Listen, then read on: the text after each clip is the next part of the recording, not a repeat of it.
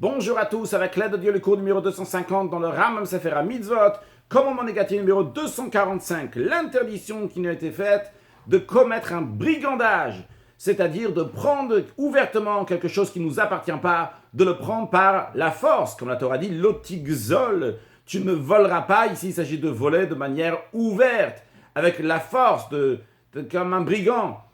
Ainsi, on t'expliquait, donc, ceux qui tiennent la tradition, donc dans le Talmud, c'est expliqué que l'otigzol, cette expression-là de ne pas voler, c'est dans le même esprit de ce qui est écrit, Vayigzol et achanit miyad hamitz, qu'il a arraché la lance de l'Égyptien. Parce qu'il a arraché la lance de l'Égyptien, c'était devant l'Égyptien.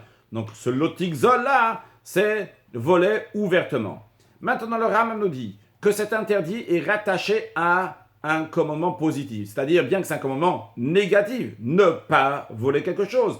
Mais c'est rattaché avec un commandement positif, ce qu'on appelle en hébreu un lav, un interdit, chez Nitakla Ase, qui est rattaché à un positif. Comment ça? Quel est le positif qui peut suivre cet interdit?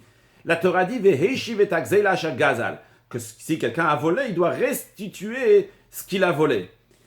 Alors maintenant, vu que c'est rattaché à quelque chose qui est positif, c'est la raison pour laquelle que la personne ne va pas recevoir les 39 coups de bastonnade. C'est-à-dire que lorsque quelqu'un transgresse un interdit de la Torah, eh bien, dans certains cas, il peut recevoir 39 coups de bastonnade. Mais si cet interdit est rattaché avec un commandement positif, il ne reçoit pas ces 39 coups.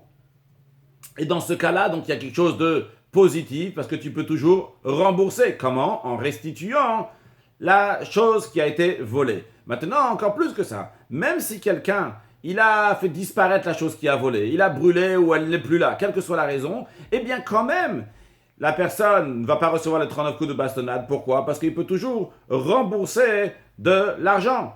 Maintenant, s'il a nié à tel point même qu'il a juré qu'il n'avait pas volé cette chose-là, donc qu'il ne doit pas cette chose-là à l'autre, et finalement, donc, il s'est avéré que c'est faux, la personne doit rembourser donc, ce qu'il a pris, et en plus de ça, il rajoute un chomesh, il rajoute un cinquième, c'est-à-dire que si par exemple il a volé 100 euros, eh bien on partage les 100 euros en 4 parties, donc ça fait 25, 25, 25 et 25, et il doit rajouter encore 25 sur ces 100 euros, ce qui fera en tout 125, et en plus de ça, il doit amener un sacrifice qui s'appelle un sacrifice hacham, un sacrifice de délit, comme c'est expliqué dans un autre commandement pour celui qui a volé et qui a, ou un dépôt, qu'il a quelque chose qui lui appartient chez lui et que ça appartient à l'autre et qu'il ne veut pas le rendre, il a juré qu'il doit ramener le sacrifice de Hacham, c'est une autre mitzvah.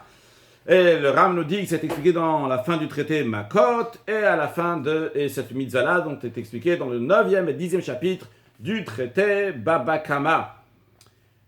Pour finir avec un sujet de chassidut, en ce qui concerne donc la fin qui n'est pas liée directement avec d'autres mitzvahs. Si quelqu'un il a nié, on nous dit qu'il doit rajouter un chomesh, il doit rajouter un cinquième. Dans la chassidut, c'est expliqué que chacun de nous, on sait qu'on a 5 niveaux dans l'âme, le nefesh, ruach, neshama, chaya, yichida, le nefesh qui s'exprime dans l'action, le ruach qui s'exprime par les sentiments, et le neshama qui s'exprime par la compréhension, et le chaya qui s'exprime par la volonté, mais yichida, c'est le 5e niveau, qui exprime comment le juif il est entièrement rattaché avec Hachem, il est yachid avec Akadosh Baruch Hu. Et on dit que quand quelqu'un il a fauté, eh bien c'est parce que son service de Dieu était uniquement avec les 4 premiers niveaux de l'âme qui sont liés avec la personne elle-même. Il a besoin de se détacher, de s'attacher avec Hachem, avec le yachid, yichid shel olam, l'unique qui est dans le monde, et prendre ce 5e niveau-là et l'intégrer dans lui-même, le mettre à l'intérieur de lui-même de manière qu'il ne va plus fauter parce qu'il va être rattaché avec yichid shel olam, celui qui est unique au monde, qui se dévoilera très prochainement lors de la venue de Mashiach. Now, excellente journée.